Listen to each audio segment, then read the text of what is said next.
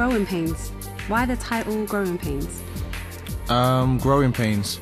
Okay, with this project, I wanted to discuss and highlight the consequences of not going into a relationship the right way, and how that can then affect us as Christians, as young Christians, how it has an effect, both a positive and a negative effect on our walk. I think so many times we kind of run headfirst into relationships and not fully understand what we're getting ourselves into. So then we get ourselves into a lot of mess, a lot of hardship, unnecessary heartache, and we bear the brunt of it. And it's like, things that could have been avoided, mistakes we didn't really have to make, but we've made. But then with this project, I wanted to say, okay, cool, mistakes have been made, or, okay, cool, how now can I learn from this? How now can I share my experiences, and not just me personally, but whoever may be going through one situation or another, how can they share what they've been through with someone else, so that they don't have to go through the same kind of mess? And just kind of show the importance of accountability, and just how the Lord is at work within us, even in the midst of what we see as hardship and detriment. Okay, so we've had the Overnight Garden Volume 1, and now this is Volume 2. So what's the difference? The difference between Volume 1 and Volume 2. All right, with Volume 1, I wanted to show the negative effects of being impatient. Like with Volume 1, the whole concept was, okay, cool, you're running, I want to do this now, and then you're like, oh, wait 1 second, this didn't work out. Oh, poo, kind of thing. It doesn't work out the way we want it to work out. Whereas with Volume 2, I wanted to show the consequences of not doing things the right way.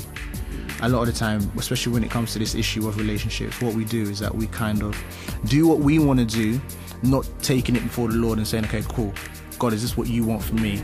We do what we want to do, and then when it doesn't work out, we're like, oh, but Lord, you weren't, what happens? Like, I thought you were going to see me through this one, when it's kind of just like we just did what we wanted to do. Exactly. So I just wanted to show the negative effects of that, but then also scripture talks about our sanctification coming through suffering. So it's like, even though this is not, it may not be working out the way we think or we would want it to work out, it shows that the Lord is still working on us and working in us, and it's like, all right, cool, he's refining us through all the hardships, all the fire, all the trials and tribulations, so that in the long term we are conformed to his image, and the relationship that we're pursuing, God willing, when it comes into fruition, becomes into the image of Christ, which is our long-term goal. Yeah, exactly. So what's the message that you're trying to convey? So when people hear this project, what is it that you want them to understand? What is it that you want them to get from this project?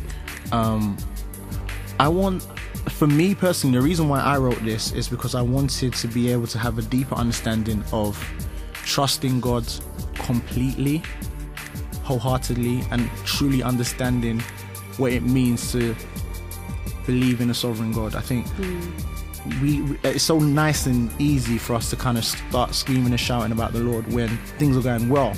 But like Job lost everything, and it was even through him losing everything, he was then still to say, look, you know what, God is still God, he is still who he is. So I wanted to kind of show that, like, even in our lowest of lows, even in the most difficult of times, God is still God, God is still sovereign. And we just need to develop a greater level of trust for him and in him, so that even though things don't go the way we want it to go, we understand that God is still in control, and he's gonna put back together that which we've broken. Okay, so like I said, we had Volume 1, so this is Volume 2. Can we expect Volume 3? We shall see.